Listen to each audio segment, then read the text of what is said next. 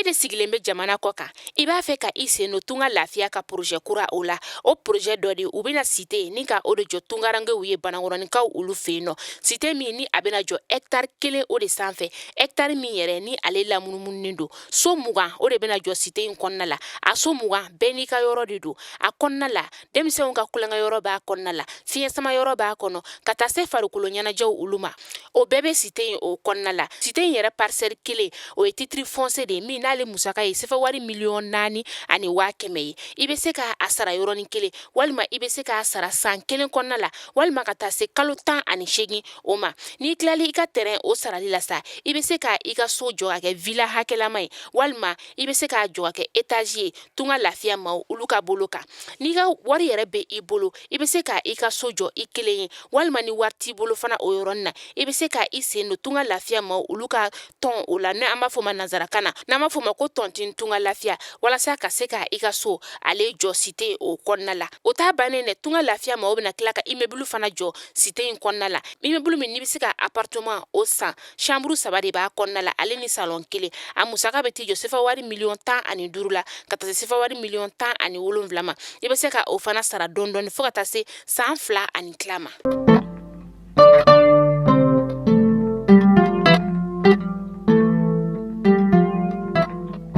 Bietene marsi kalo klitan saba samba fla ani mugwan saba mali kuna fon jamana jogo omni mi onfle sangan a wakati mali kuna fokata se mali ko gonama anga boloro siro ka mali kuna fon poenet ami o foni nga o wala nyimano donte frimina awesigile ka bamana nga kuna fon mi makono ugati sera obisimle ko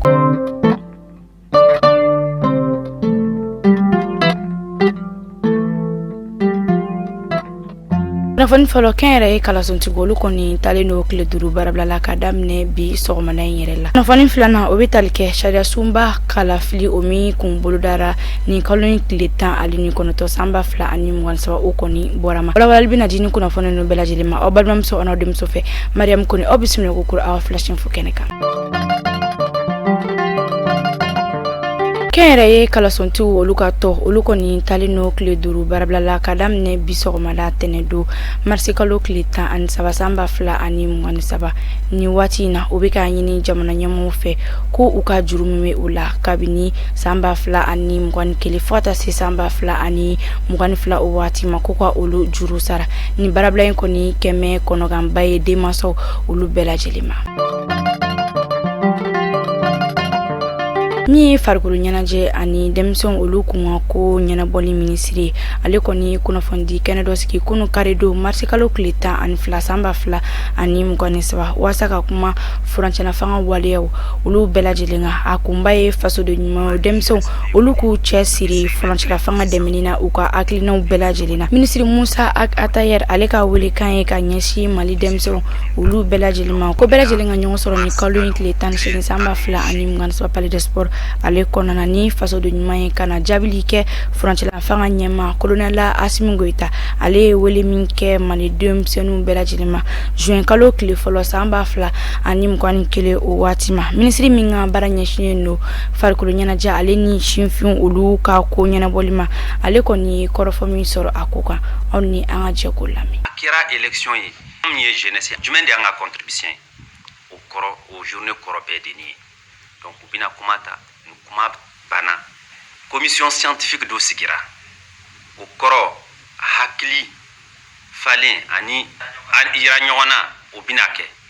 donc contribution bɛna di o commission scientifique ma a laban u ka dɛmɛ u ka hakili a bɛɛ de bɛna sɛbɛn a kɔnɔ u b'a di ne ma n'o dira ne ma ne bɛ layidu ta k'a lase jamana ɲɛmɔgɔ ayiwa minisiri ko ni ye wele kɛrɛnkɛrɛnnen ye min baaraw kɔni jaabili a bɛ se ka jamana nafa kosɛbɛ o de la ko a nafa kɔni ka bon mali sifinnakaw bɛɛ lajɛlen ma ko bɛɛ lajɛlen ka ye kɛnɛ in kan walasa k'i ka fasoden ɲumanw olu yira ne ye mali jeunesse bɛɛ wele a bɛ segimɛn kelen bɔ sisan ni n'olu bɛ ka ɲɔgɔn ye an ye décision kelen ta donc o de la mars kalo tile 18 an b'a fɛ ka journée pas de organisée palais de sport kɔnɔ o journée kɔnɔ mali jeunesse bɛɛ de bɛna ka taa tawudeni fo o bole kɔfɛ Mali gouvernement ale kɔni y'a lase ko jamana sariya suma o kalafili o min kɔni kun bolodalen no marsi kalo tile 19 san 2027 ko kɔni bɔra a dɔgɔkɔrɔ ni ko in kɔni bɔlen a dɔgɔkɔrɔ politikimaaw dɔw olu kɔni y'a yira k'a fɔ ko ni ko in ko a ma bala olu la.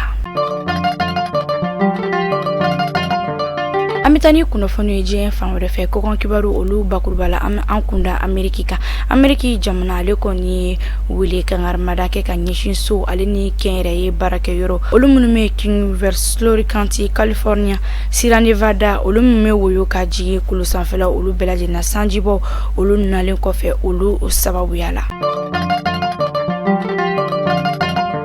Bani Israela ni songoya tama ka ɲɛsin jamana sariya dɔw ma olu bɔra k'u ka siraba min bɛ no bɛ taa Bengiyɔrɔ n'ale bɛ pankuru jigiyɔrɔ la Tel Aviv ale kɔni datugura ni kɛra waati min ni Ameriki jamana ka sɔrɔlasi minisiri n'o ye Lloyd Austin ale kɔni sera a kɛnɛ ka wasa ka jateminɛ kɛ a ko kan. Amita Italie jamana ka ayira la ka fɔ ko siga kɛra maa naani na n'olu kɔni kun bɛ mɔgɔ feere de kɔni kɛ olu kɔni minɛna ni maramafɛn dɔw kɔni kalo tɛmɛnen na mɔgɔ 70 olu de fagara a ko kɔni na.